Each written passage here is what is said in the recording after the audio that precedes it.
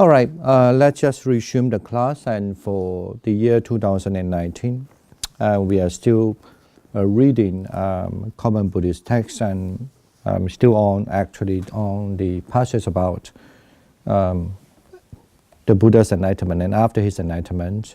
But I definitely think that there's fewer things interesting because maybe a lot of people might easily sleep or just ignore a certain important point of it. Like last time we discussed that actually even before the Buddha's attained enlightenment, he was challenged not just by one of the Mara, but there were several of it and so forth. And if you really read at the Buddhist story, most of the books you read, but looks like almost at least my experience told me that when I read a few of them, and none of them are mentioned about that part as well.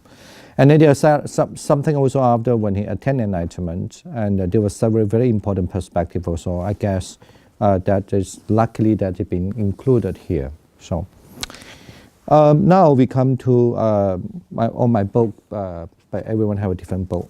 Actually, I brought the wrong one. I usually not.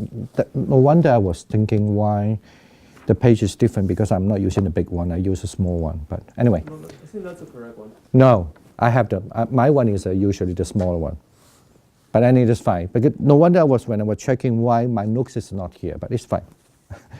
Anyway, on my book is on page 72, or you could just look at the line, what we call the L.15. Okay. We come to the head title. The heading is The Awakening and Its Aftermath. Okay. I'm not sure, why don't we just read through it first? I'll read this, what I call this introductory. Okay. In this passage, the Buddha recalls his awakening enlightenment. After his ascetic period and nearly giving up, he had wondered if there was another effective way to awakening. At a point, he remembered a meditative state he had entered sometime in his youth, the first of 4 meditative absorptions, which was happily and joyful, but nothing to do with sensual pleasures or any negative state of mind. He thus decided to revisit this state as a way through to awakening, given that it is clear from other passages that this would have been attained by practice such as mindfulness of breathing. We can see that this path now become one of the careful awareness of the body rather than attaining formless state, which completely transcended the body, or extreme asceticism that went for forceful and willful mastery of the body. Really? Wow, it's a long passage. He then regained physical health by ending his fast so that he could go on to attain the 4 meditative absorptions in turn. Then from the great stillness and sensitivity of the 4th absorption, remembered many of his countless past lives, saw how other beings were then being reborn according to the quality of their karma, their actions, and then most crucially attained direct insight into the painful nature of conditioned existence, what originated it and its mental and physical pains, how this end and the path to this. These 4 truths of the Noble Ones, often called Noble Truths, later became the subject of his first teaching. Insight into the third of them entailed the realization of nirvana and hence the ending of the intoxicating inclinations that are barrier to this. He thus saw that he was now awakened. He was a Buddha. Okay. So, do you want to keep on, continue reading the text from, I think it's Majjhima Mahasajjika Sutta. Okay. Akivesana I recall that when my father was Sakyan, was occupied while I was sitting in the cool shade of the rose apple tree, secluded from sensual pleasures, secluded from unwholesome states, I entered and dwelt in the first meditative absorption, which is comprised of the joy and easeful pleasure associated with mental application and examination, and born of seclusion. Could this be the path to awakening? Akivesana, there, then following on that memory was the realization, this indeed is the path to awakening. Akivesana, I considered, why am I afraid of that peaceful pleasure that has nothing to do with sensual pleasures and unwholesome states? Akivesana, I considered, I'm not afraid of that peaceful pleasure and has nothing to do with sensual pleasures and unwholesome states. Shall I continue? Yeah. Akivesana, I considered, it is not easy to attain the easeful pleasure with a body so excessively emaciated. Suppose I ate some solid food, some boiled rice and porridge. And I ate some solid food, some boiled rice and porridge. Akivesana. Now at that time 5 monks were waiting upon me, thinking, if our renunciant Gautama achieves some higher state, he will inform us. But Akivesana, when I ate the boiled rice and porridge, the 5 monks were disgusted and left me, thinking, the renunciant Gautama now lives luxuriously. He has given up his striving and reverted to luxury. Okay, so next person read the next one. Akivesana, when I had eaten solid food and regained my strength, then secluded from sensual pleasures, secluded from unwholesome states, I entered and dwelt in the first meditative absorption, which is comprised of the joy and easeful pleasure associated with mental application and examination. But such pleasant feelings that arouse in me did not invade my mind and remain.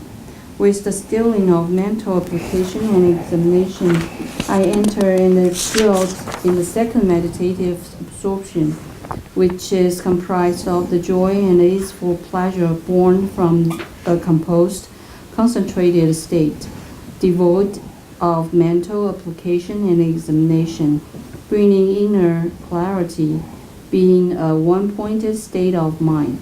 But such pleasant feeling that aroused in me did not invade my mind and remain. With non-attachment towards joy, I dwell with equanimity, being mindful and with clear comprehension. I experience happiness with the body, and I entered and dwelt in the third meditative absorption, of which the noble ones declare, he is possessed of equanimity. He is mindful, a person abiding in happiness.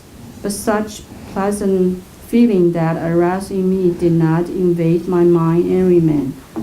Having previously given up pleasure and pain, with the disappearance of happiness and unhappiness, I entered and dwelt in the fourth meditative absorption, which is without any pleasant or painful feeling and purified by equanimity and mindfulness. But such pleasant feeling that aroused in me did not invade my mind and remain. Okay, why don't we read few paragraphs and then we can have a little discussion. Yeah. So. When my mind was thus composed, purified, bright, without blemish, the defilement removed, malleable, wealthy, steady, and attained to imperturbability. Imperturbability. Yeah. I directed to knowledge of the recollection of the past lives. I recollected my manifold past lives. That is, 1 birth, 2 births, 3 births, 4 births, 5 births, 10 births, 20 births, 30 births, 40 births, 50 births, 100 births, 1,000 births, and 100,000 births. Many eons of world contraction, many eons of world expansion, many eons of world contraction and expansion. There, I was so named, of such a clan, with such an appearance, such was my nutriment, such was my experience of pleasure and pain, such my lifespan, and passing away from there, I was reborn elsewhere, and there too, I was so named, of such a clan, with such an appearance, such was my nutriment, such my experience of pleasure or pain, such my lifespan, and passing away from there, I was reborn here. Thus, With their aspects and particulars, I recollected many of my manifold past lives. Agivesana. This was the first true knowledge attained by me in the first watch of the night. Ignorance was banished, and true knowledge arose. Darkness was banished, and light arose, as happened in one who dwells diligent, ardent, and resolute. But such pleasant feeling that arose in me did not invade my mind and remain. When my mind was thus composed, purified, bright, without blemish, the defilements removed, malleable, wealthy, steady, and attained to imperturbability, I directed it to knowledge of the passing away and rebirth of beings, with a divine eye, which is purified and surpassed the human.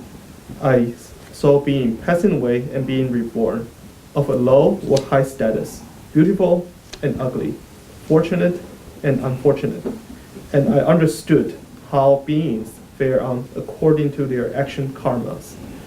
Thus, these beings are who behaved wrongly by body, speech, and mind, who reviled the noble ones, held wrong view, and undertook actions based on wrong view, with the dissolution of the body after death, have been reborn in a state of misery, in a bad destination, in the lower world, even in hell. But these beings who behaved well by body, speech, and mind, who did not revile the noble one, who held right view, and undertook actions based on right view, with the breakout of the body after death, have been reborn in a good destination, in a heavenly world. Okay. Next one. Thus with the divine eye, which is purified and surpass the human, I saw beings passing away and being reborn of a low or high status, beauty and ugly, fortunate and unfortunate, and I understood how beings fare on according to their actions. Agivesana. This was the second true knowledge attained by me in the middle watch of the night. Ignorance was banished, and true knowledge arose. Darkness was banished, and light arose, as happened in a one who dwelt diligent, ardent, and resolute. But such pleasant feeling that arose in me did not invade my mind and remain. When my mind was thus composed, purified, bright, without Blemish. and defilement, The defilements. removed, malleable, widely steady, and attained to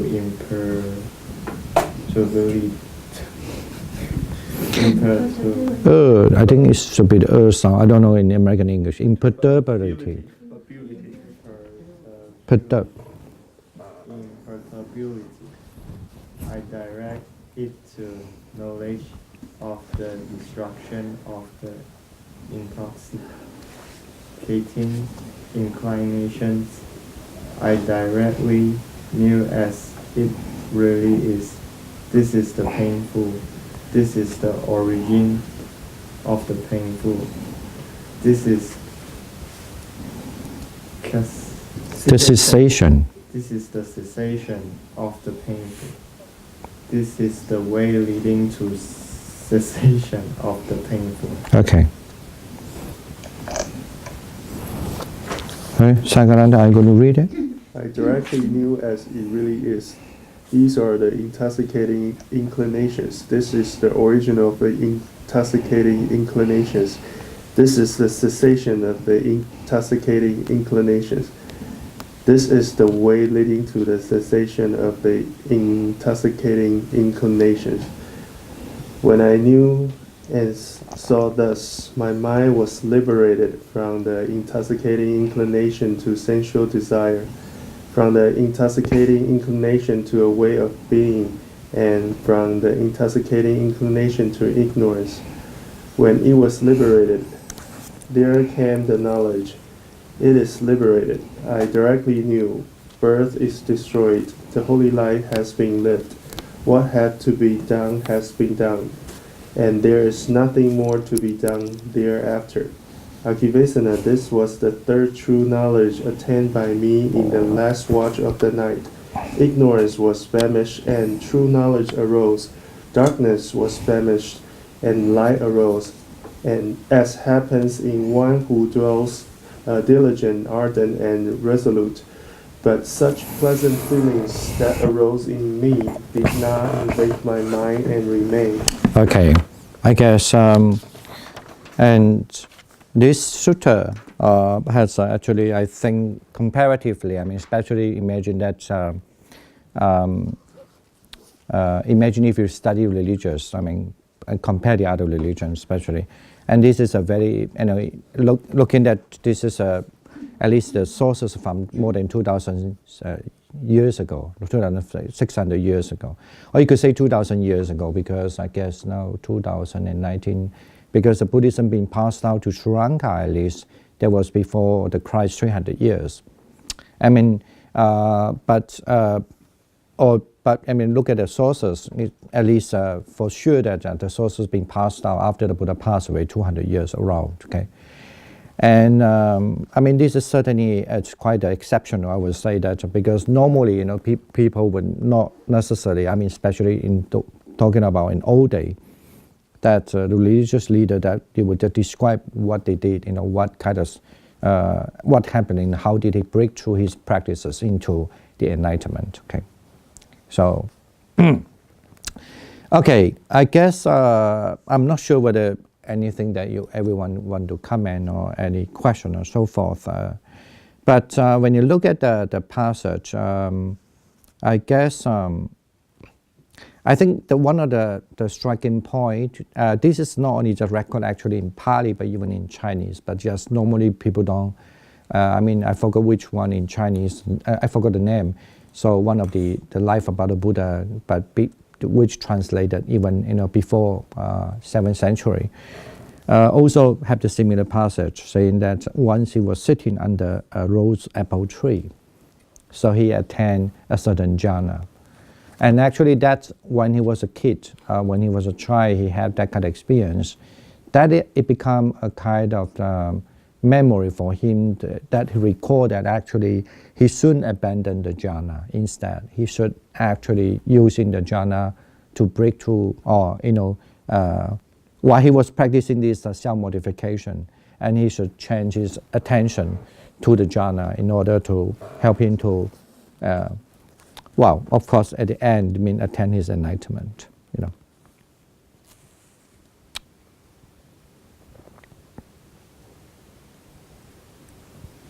He have a paragraph here saying that, I consider why am I afraid of that easeful pleasure that has nothing to do with the sensual pleasure and unwholesome state.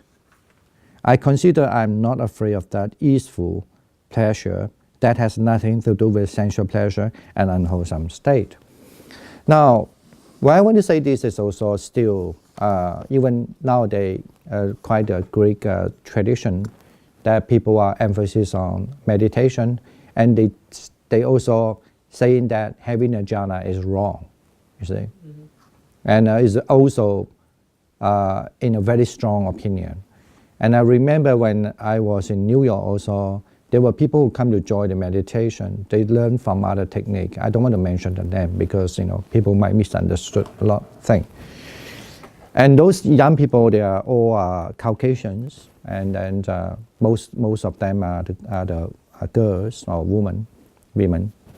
And actually, they also, when I started to teach the meditation about this Brahma Vihara, and during the Q&A, they also questioned me, very, very heavily, very vehemently questioned me.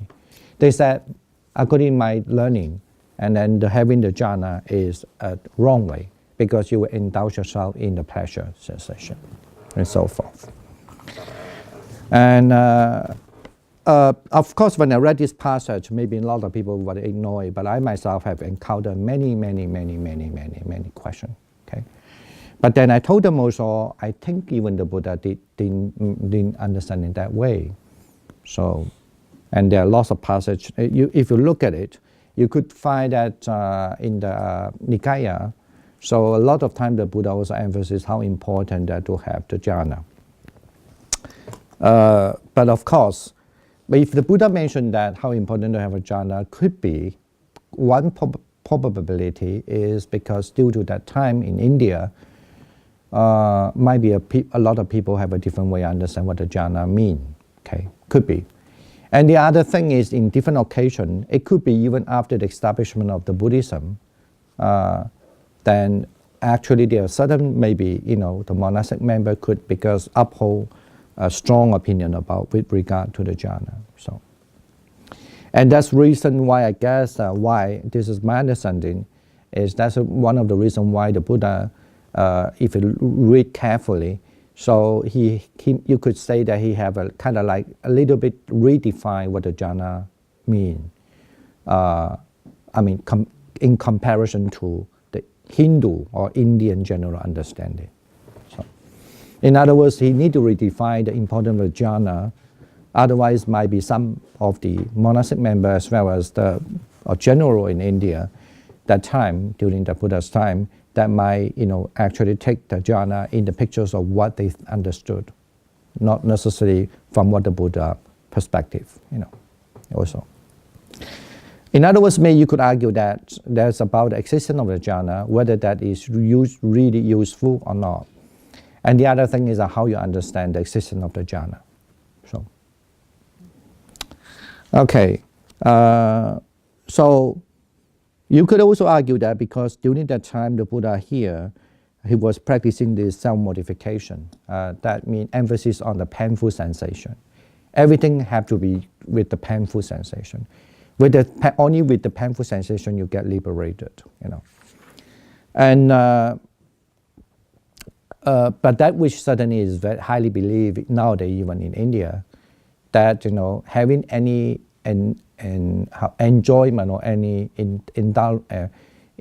indulging of anyone, if they are indulging in essential pleasure, are still being understood or regarded as the wrong one or unwholesome one. Okay.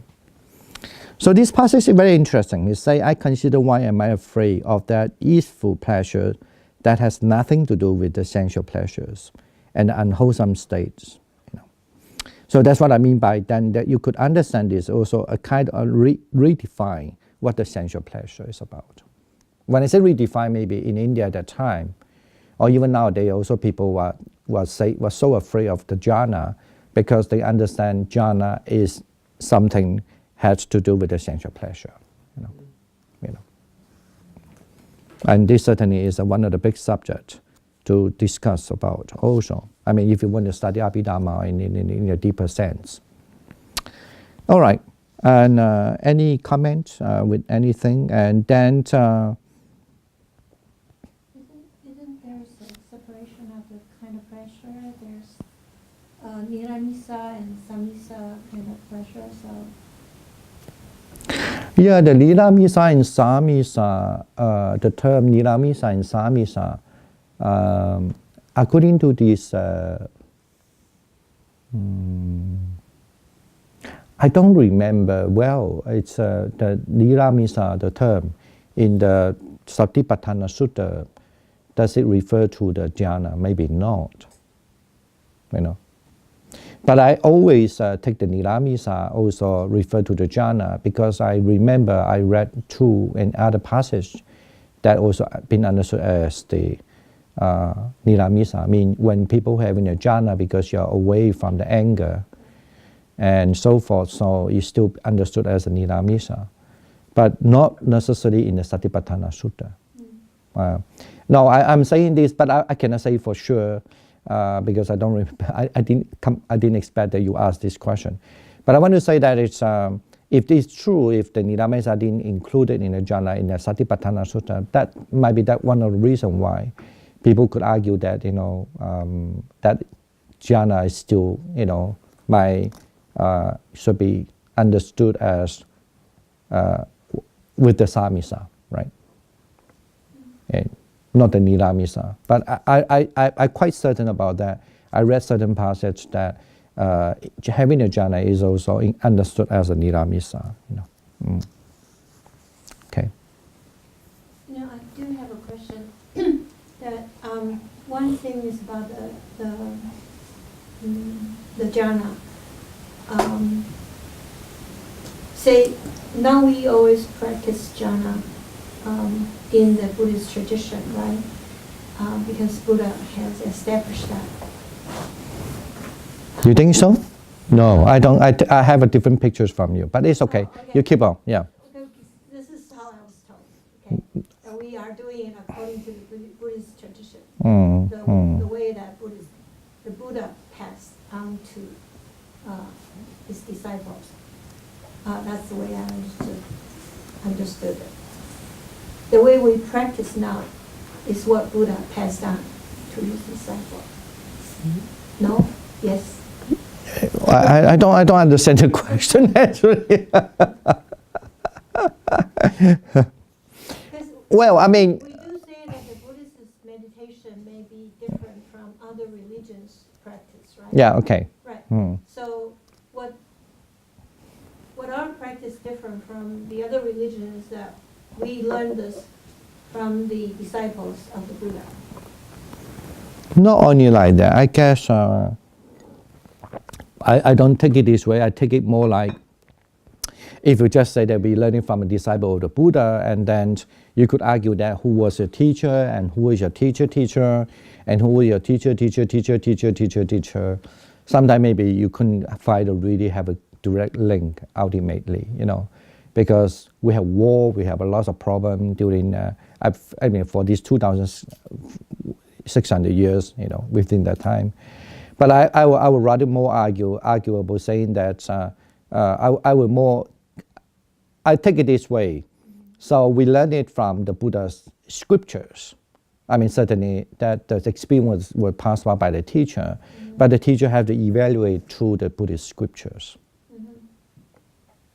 And that's how, when you look at all the jhana factors, or the way that about the jhana, even they have a slight difference between some tradition to other tradition, but none of them actually hold the opinions of the jhana as if in Hinduism. None. So,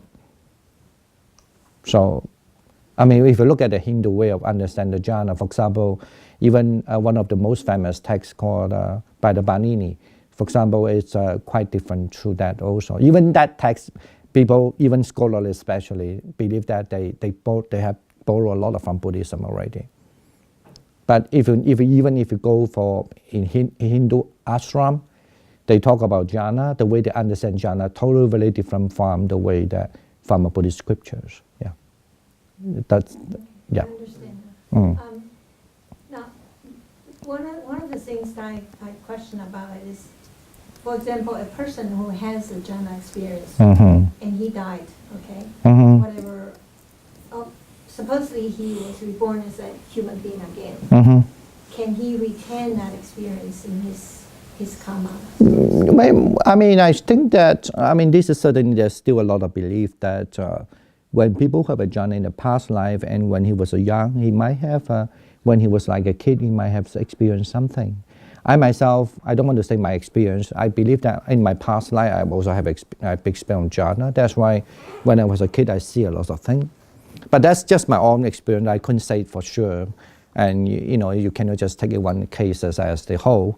But for sure that when I teach, even in Taiwan, when I taught the Visuddhimagga, only the concentration chapter, that was 1997, I guess.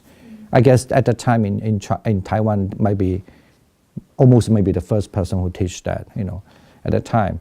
So I teach that time. I think they were one of the person at least, and I met a lot of people come to talk to me. But one of the person told me, he said very interesting what you said, because when she was a kid, she was sitting on the on the bench. She could see outside with the row. She could see the people walk by with the wall. Okay. In Taiwan, there was some kind of house that you would sit there, and then outside was the main road, the road. So she could see that only just in a formal around one. So, but she thought everybody is like that. She would just feel very interesting and sitting there, and almost like there's a window on the wall, you know. And if she want to. And of course, she somehow, you know, after when she grew up and that kind of ability gone, because she never cared about that, she would just take it almost like just a normal thing happen. I guess those are one of the things. And lots of story about this when people telling me, some people could see other people's physical body organs and so forth, and this and that, you know. And not sure, I guess that might be something to do with the past life. They have practiced this before. But why is it that it's not retained when they become adults? No, even, oh no, because of, I think, What is the explanation for that? well, because of mind change, because we don't our mind is not pure anymore. Our mind is not pure anymore. Hindrance. The hindrances are there, the drowsiness, the sleepiness, worry, agitation, anger, right? When you're a kid, you might be what, but you can easily feel happy. And you know, when you become an adult, you don't feel that. You don't easily feel content. You know, when you're a kid, even you live in a really, really bad situation, you still feel joyful when you have a kid play with you. But now, it's not that easy. I don't think so. No. The other question is that if the jhana experience is somehow retained in the life afterwards, why is it, okay, to begin with this, why is it taking Buddha Gautama 6 years in asceticism practice before he realized that he can try out the jhana? I mean, we don't believe in determination. I don't think that it's been determined by the law that the Buddha have to practice 6 years of self-modification. No, but why is it taking so long before he awakened to this particular... No, I think it didn't take it that long. You didn't think he... I don't think. practiced 6 I think years? I've been practiced 30 years. I didn't attend the Buddha yet. And I believe my past life was practicing. I didn't attend the Buddhahood yet. I don't think he did take that long. I think he was very quick, 6 years on it. Yeah, Fertility of it. I think Everybody it's else was doing it, it's so that's no. why he was doing it. 6 years in the extreme practice. No, it wasn't. I think you have to understand. As I say, I don't believe in the determination. Not certainly, it's not the Buddhist teachings, but I think we have to understood that he was born in the time that the self-modification. You could say that the Brahmanism was kind of corrupted there, and he would never wanted to go. But he go other way. That's what we call the Shramana way, rather than a Brahmanical way, right? So when he followed the Shramana way at that time, even in the Jainism as one of the example, who actually believed that he is one of the enlightened person as well. So he was completely naked. Now he was practicing the self-modification. And very similar to the Buddha's time, I guess it's the Jainism or some other religion as well. At that time, some of them are gone already after the Muslim invade, I'm sure you know. Because Muslims hate this kind of thing. They only learn, they can accept religion. They don't accept what so-called is enlightenment or practice and so forth, because that against their understanding of the God. So I think the Buddha was born in that kind of environment. Certainly, self-modification become one of the really believing, a kind of popular believing that anyone who follow that will get enlightenment. So that's what he follow with that. But he could be actually left that place for 6 years. I guess it's quick enough. And as we read before, he did try even seemingly, at least he proclaimed that, he actually tried even harder than anyone. So that's how he at last he realized that was not the point. Now in this text we are reading that, so then suddenly he recalled the jhana when he was a kid. He didn't recall because his past life. So only after when he had a jhana, then he started to have the ability to recall his past life. Yeah. I don't think 6 years is much long, I have to say. And the 6 years is just a general picture saying that he was practicing. We didn't, I mean, suddenly he went for 2 teachers, and then he also, and then when he left the teacher, he do the practice of self-modification. Totally over 6 years. We don't know exactly how many years when he was in self-modification. All right. And just look at the meditation Yeah. circle. Most people, if they are brought into certain type of teaching, they would stay in there. If they really want to strive for it, they would strive for decades. Even though they haven't got anything, they would say, okay, I need to try harder, I need to try longer. Yeah. And they would just keep going for decades. Even now, like, I met people who have been practicing jhana for 5, 6, 7 years and living in the forest. Nothing. I can assure you, these people exist. They live in a so-called under the very good masters and live there for a long time, 5 or 6 years, even none of the jhana. Don't even say jhana, even no upajjhara samadhi. No. So how do you explain that? You know. So I mean, I don't know. When I know this, I think the Buddha can gain enlightenment after 6 years is really lucky enough.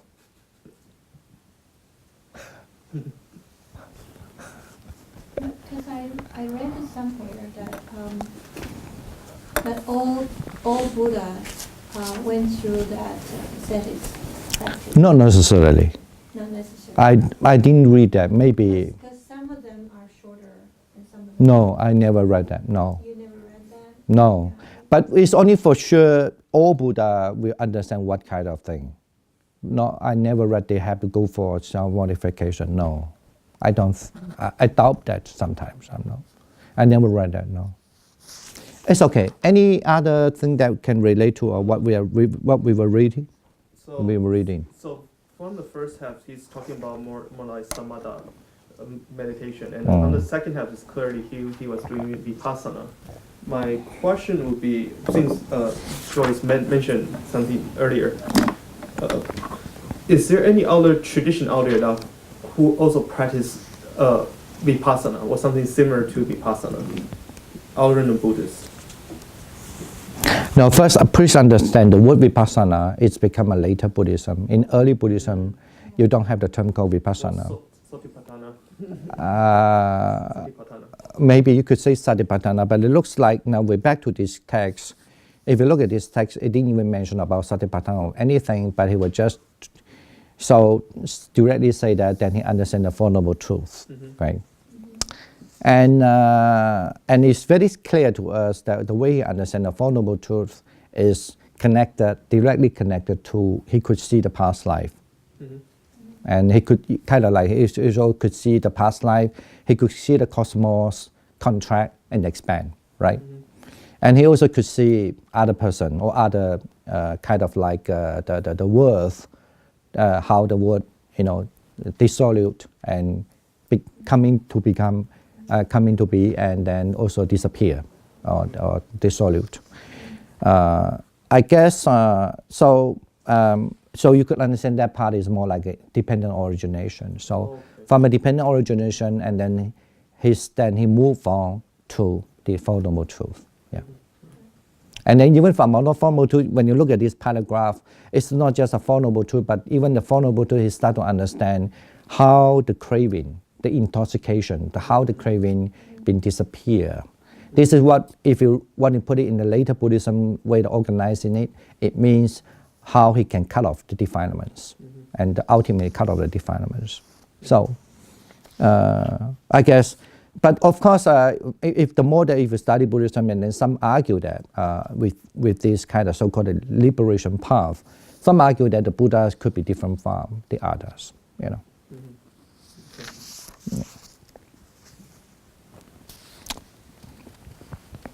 No, any other question, comment? I have a question. So, is Buddha the first person who defined jhana, like the terms in jhana, for example, the joys and the easeful pleasure in the first jhana?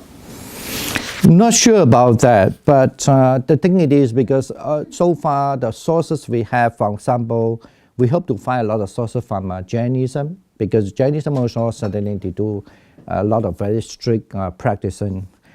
And maybe I mean my limited understanding, I cannot say for sure, but my limited understanding, if you compare to most of the religions practice, I'm talking about in India particularly, but it looks like they don't have this kind of system. Yeah. Okay, thank you. I do have a small question. when he was looking into all the past life, he knew this and that, his name and appearance and so on and so forth. One of the things he mentioned is about nutriment. I mean the support factors. What is it? Not necessarily and not necessarily the nutriment have to be like Abhidhamma Sangaha, but the support factors is here they call. Yeah, ahara. Yeah. But you know that when you study in Buddhism or when you do practice too, the nutriment always into two parts. Like you talk about, let's say, the four consciousness, right? What we call the four kind of food, right? Yeah. Yeah. One is for support the physical body, and the three of them support our mind. Mm-hmm. Yeah. Yeah.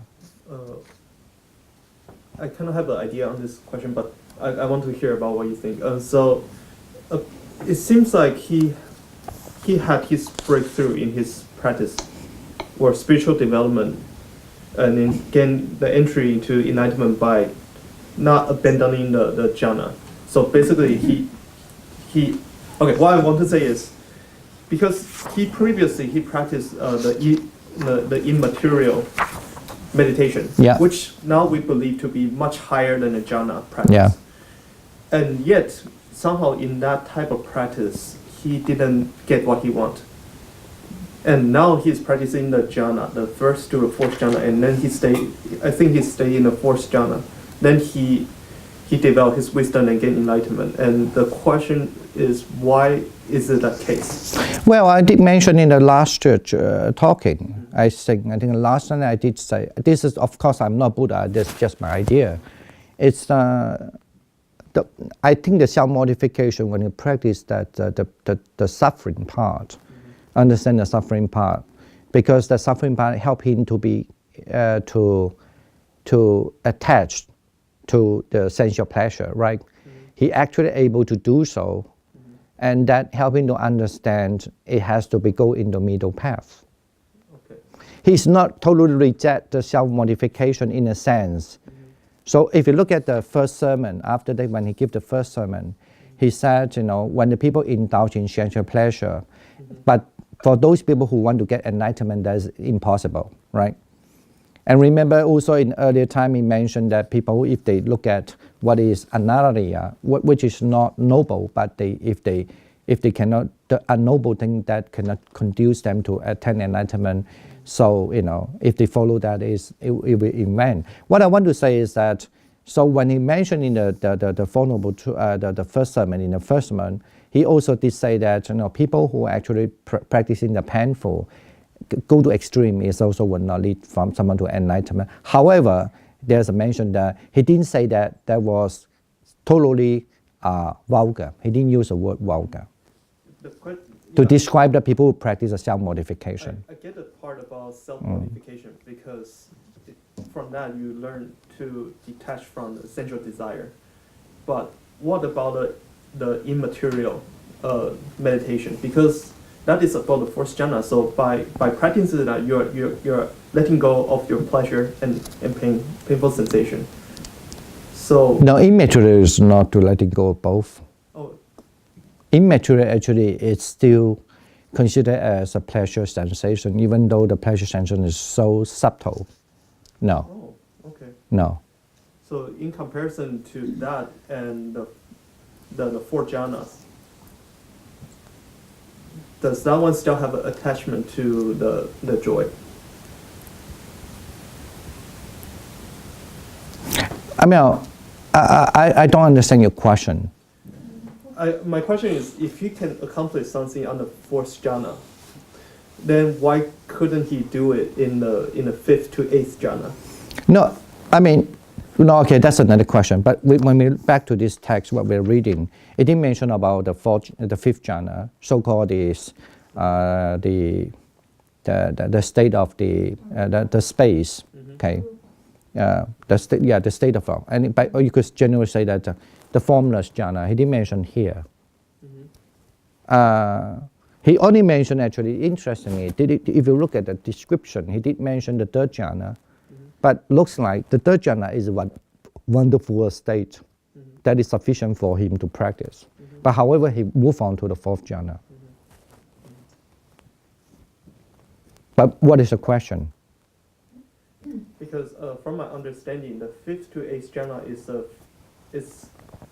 is based on the fourth jhana. Yeah, but that's what I say when you learn Buddhism, best to read back to the Buddhist text, the sutra. Don't believe in Abhidhamma.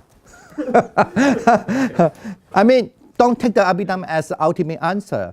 So here it's very clear the Buddha didn't use the other jhana, and even you could argue that the other jhana that he did practice under the Kalama, the Uttaka Kalama, Is it because he doesn't have or a body Rama to Buddha. observe? Because he already detached from the clinging to the body, so he couldn't observe all the phenomena that's going on in his body. That's why he couldn't get an insight from that.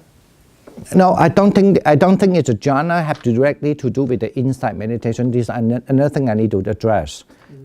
Because he still believes that all these jhana, like the Kalama, Uttaka Kalama or Uttaka Rama Buddha, for example, they have a higher jhana, but they didn't get enlightenment also. So maybe you could argue that they didn't get enlightenment because they didn't like the Buddha. They go to practice asceticism first as the self-modification. After when he realized what is a dukkha very well, and he could kind of more, maybe that's a way also helping to put away some of the defilements. You never know.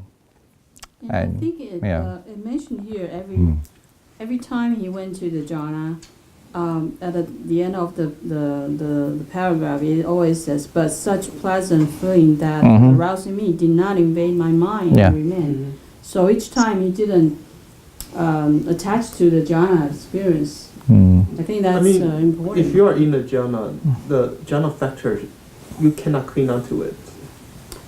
No, you could cling to it. As I say, you could cling to it. It's the way that how they teach you, right? Yeah, like but people at the time usually like to stay For example, with the third jhana, right? Yeah, not the third jhana, second jhana. Second jhana. Yeah, like for example like that. And the second jhana usually is not advisable to do the vipassana if you want to put the modern term. So they are not very conducive, very powerful way to do the insight meditation, you could say that. But you also have people, they always see a different form. But that actually mentioned in the certain suttas also. That, and then you ask them not to see, they will still see it. Now, you know that we are in our meditation group, we have many different type of people. You ask them not to do that, they still do it. So what you can say? You ask them enter the jhana, they don't want to enter jhana. Some they enter, they don't want to give it away. When I say give it away, I mean I ask them you should move on that, they don't want to move on.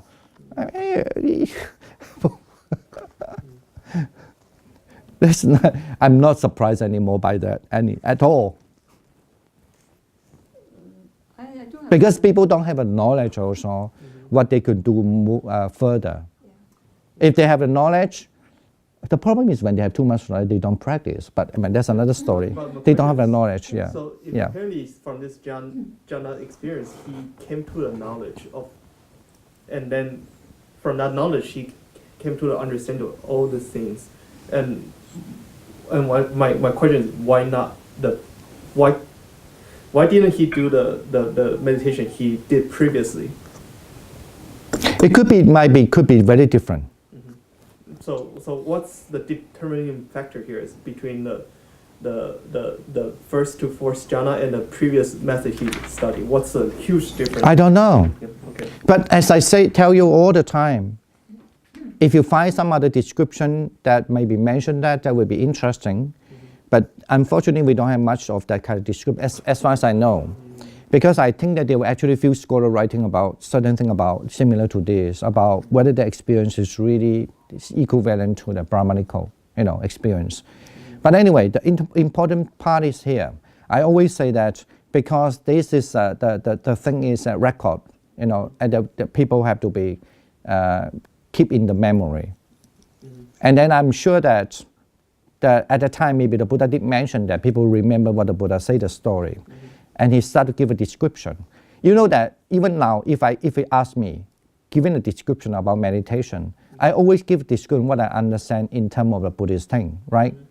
But maybe if you look at my diary, if I did write a diary in the earlier time, before I really learned the Buddhist text, how I put my description is in my own language, right? But the thing is, when the text is passed down, so I mean, this is people that time he didn't think that much. They say I need to remember what he said about exactly how he think he was, but maybe rather than just want to write the description about what he did, what he did get from your own understanding, and also everybody can understand at that time during the Buddha's time. Okay, and this is also why you need to learn a lot of different Buddhist language. Because one thing, this is all translation. Someday, even I look at some translation, I do find that the original language didn't use this word, but they translate the English even the same word, right? We have that problem too, the same as Chinese. But when you look at the original term, maybe you do find, oh no, like I always argue, no, this term have a little slight different from what I understand the term in English and then on in the Pali term.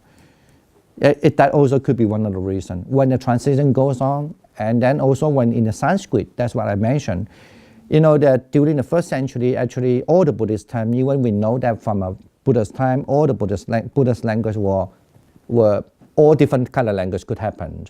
But then during the first century, the king Kanishka, at that time, he really have to convert all the Buddhist text into Sanskrit. At that time, also a lot of things that could be eliminated also. Then converted back to Pali after. Yeah. I mean, that's why when we learn all these Buddhist language, we know you don't take it for granted also. Sometimes it's just because during that time, the Sanskrit text being converted into a uniform kind of language, to cover all different language. That might be something they think this is not unnecessary, so they would just put the so-called the standard form for them. A very complicated things could be going on. Anyway, so best thing is that if you could meditate and ask the Buddha, okay. But he's not here anymore. I mean, certainly I think that the main message is there. So that means they have the jhana, and at least from what the Buddhists understand as this kind of jhana. And he had the jhana, and he did mention clearly the third jhana is sufficient, but he still moved on the fourth jhana. So, okay. I'd like to ask a question. Yes, please. Could you just say the name first? That's the two sentences at the end of the page 50, talking about the body, the awareness of the body, and so just compare the Buddha, he found his path to become careful awareness of the body, and rather than the formless state, which is transcendent the body, or the mastery of the body. So is there anything really important, say how the physical body work in to reach jhana?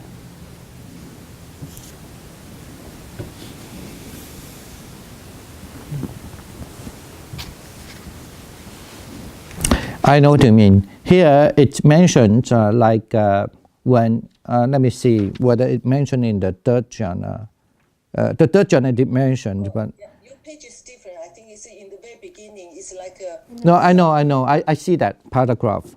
Because the first paragraph is said when he attended first jhana, he did mention about the body. And the second jhana, he did mention about the body too. But the third one,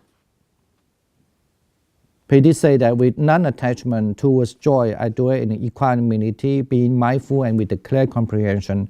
I experience happiness with the body, and I enter the dwells in the third meditative absorption, and of which the noble ones declare. I have to look at the commentary what they say, but anyway, that's just my guessing. So, but the interesting is he did mention the body in the first and second jhana, of course. 搞錯，怎麼會自己喐嘅？這就是我在懷疑為什麼它會自己會動。So in the first and second jhana, and the third jhana and fourth jhana, all these four jhana, in a certain Buddhist sutta, in a sutta actually, in the Majjhima Nikaya, especially in the Middle Length Discourse, it did have a very vivid,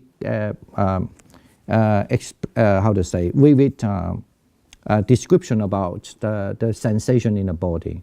But when you compare here, but the first or second jhana he didn't mention about the body. But the third he did mention about the body.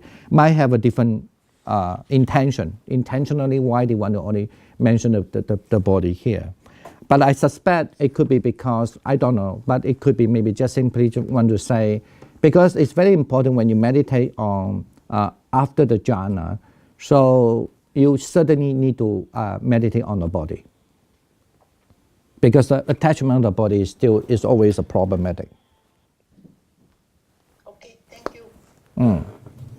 Because one of the first things is always believe that the first thing is about the person, people who gain the first level enlightenment, or what we call the first fruit, is always first understands the problem of the attachment to the body, Sakaya Ditti. In other words, the body including the material body and the mental body. I have a question as well. This is Jennifer. So in the introduction, the Buddha mentioned that after his ascetic practice, he wondered whether there was another more effective way to awakening, and that's when he, went through the stages of attaining all the way up to the fourth jhana, and then going into and applying, I guess, that type of mind to gain knowledge on dependent origination, seeing past life, etc. So is that process, those stages, kind of Buddha's karma, so to speak, in terms of those are the stages that led up to his enlightenment? Or can we say absolutely that those are the stages for all practitioners to follow? Because there are certain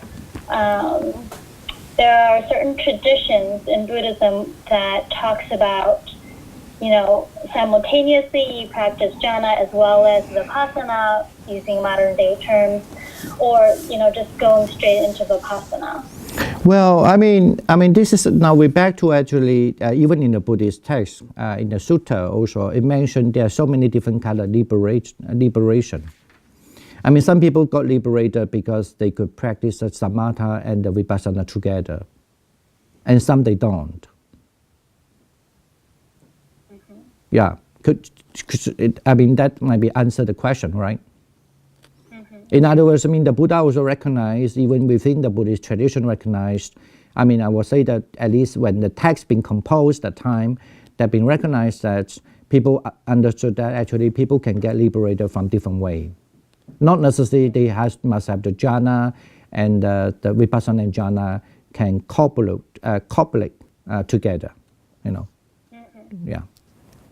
So as a practitioner, how do we determine what is the most suitable way for us?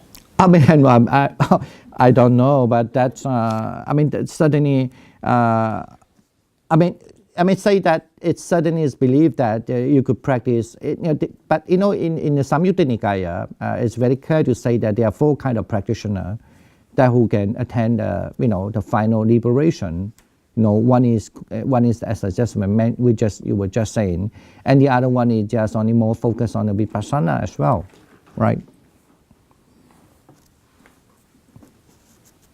So that's the reason why it becomes really debatable nowadays. But as whether one has to be, my way of thinking is like this. I would think actually not going to reject any possibility if you certainly having a jhana. The only problem is like this, is whether having a jhana, but even though when your liberation is not using anything to do with your jhana, that's all you could say. Does it mean that? In other words, can that also understood as a pure practitioner, in what we call the pure insight meditator practitioner? So I guess I don't know if there's text explaining all of the previous Buddhas. Did they all go through samadhi and then vipassana, or did some of them also practice Well, Just- I mean, certainly if we talk about the Buddha, I mean, there's no doubt the Buddha must have the ability to do the both together. I mean, the samadhi and the vipassana they certainly could exercise them as what we call the 止观双修 in Chinese, mean they certainly could do the both together. There's no doubt for the Buddha. But we are not just, that's only for the Buddha, right? I mean, and for even some very powerful Arahant. But if you just, for the sake of just attend Arahant shape, not like a Buddha and because even Arahant, you have so many different types of Arahant. But if you just simply say someone who attend Arahant, does it necessarily have the higher jhana, and they could calculate the jhana with vipassana? And that's certainly, I guess, from the text study, it's not necessarily has to be so.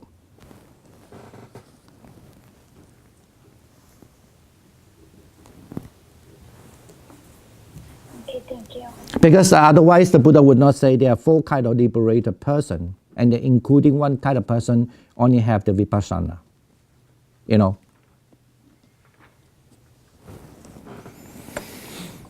Okay, this is about the Buddha, of course.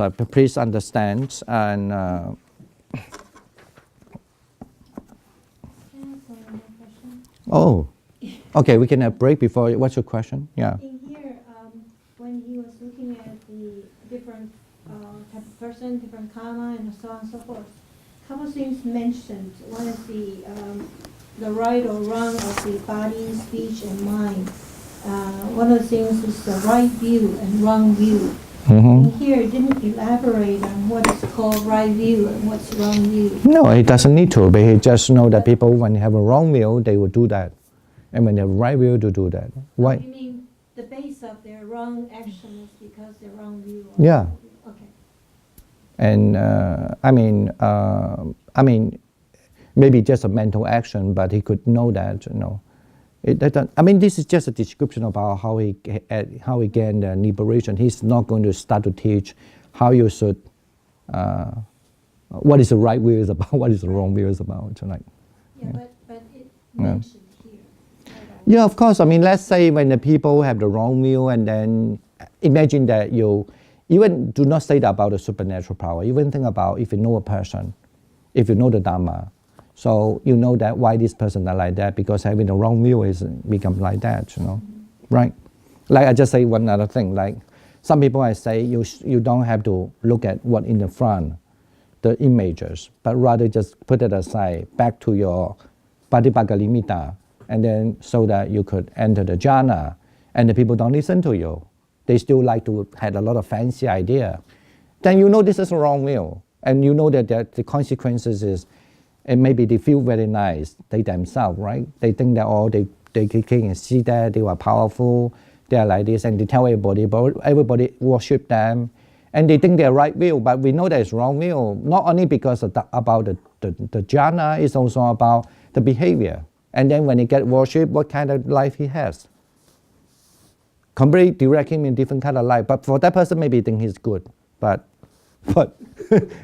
at least through the Buddha's eye, some people, they know this is wrong view, and so the craving, you know, they want to be worshipped, to be, you know, to think he's Greek, you know, and so forth. Right?